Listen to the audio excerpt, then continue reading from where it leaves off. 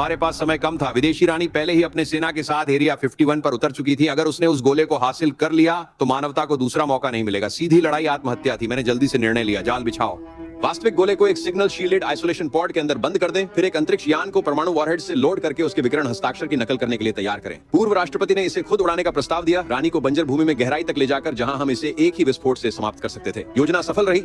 रानी ने अपने बेड़े को सीधे उस छलावा यान की ओर ले जाया, बिना यह जाने कि वह 100 मेगाटन वॉरहेड से भरा हुआ था। हमारी जमीनी सेनाओं ने समय खरीदने के लिए पूरी ताकत से लड़ाई की, जबकि पूर्व राष्ट्रपति ने जहाज को विदेशी पोत के दिल में ले जाया। मैंने दूर से शील्ड लॉक को सक्रिय किया, जहाज को सील कर दिया। उसने रानी को पाया, उसकी आंखों में देखा और बटन दबा दिया।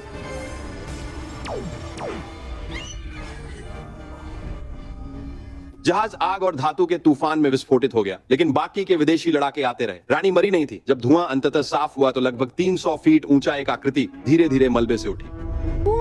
सर, क्या ऐसा होना चाहिए? क्या हुआ? हे भगवान। अच्छा नहीं। हे भगवान, उसके पास अपनी खुद की ढाल है। उसके बायो आर्मर की अपनी ढाल थी। वह 100 मेगाटन के परमाणु विस्फोट से बिना खरोंच के निकल गई। उसने रेगिस्तान में एकमात्र चलती हुई चीज, एक स्कूल बस पर निशाना साधा और गुस्से में उसके पीछे आ गई। हमारी वायुसेना ने उस पर सब कुछ फेंक दिया। मिसाइलें, तोपें, सब कुछ उस ढाल द्वारा ऐसे अवशोषित कर लिया गया जैसे कुछ नहीं था। उसने एक लड़ाकू विमान को आसमान से ऐसे ही गिरा दिया और आगे बढ़ती रही। मैं उस बस का ड्राइवर था। स्क्वाड्रन ने फिर से उस पर पूरी ताकत से हमला किया। उसे शायद ही कोई फर्क पड़ा। अपनी बाह की एक लहर से उसने लगभग पूरी फॉर्मेशन को खत्म कर दिया।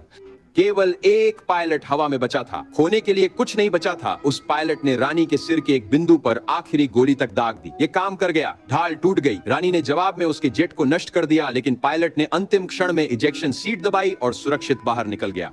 रानी मुड़ी और पायलट की ओर बढ़ी। जैसे ही वह जमीन पर गिरी, उसे पैरों तले कुचलने के लिए तैयार, लेकिन एक विंगमैन समय पर दहाड़ते हुए आ गया। बिना उसकी ढाल के रानी जल्दी ही पराजित हो गई। उसके हथियार नष्ट हो गए, लेकिन फिर एरिया 51 में चीजें बिगड़ गईं। विदेशी कैदी नियंत्रण से बाहर हो गए। अलगाव कक्ष के अंदर असली गोला ढूंढ लिया और अपनी सामूहिक चेतना के माध्यम से उसकी स्थिति रानी को भेज दी।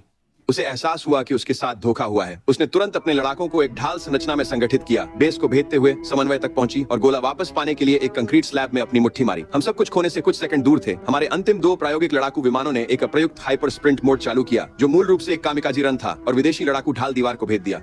उसी समय डायलन ने उसे देखा। रानी की कमजोर जगह उसकी पीठ पर थी। हमने उस पर अपनी पूरी ताकत झोंक दी। जब गोला बारूद लगभग खत्म हो गया तो रानी ने अपनी आखिरी रक्षा पंक्ति खो दी और रेत में गिर पड़ी।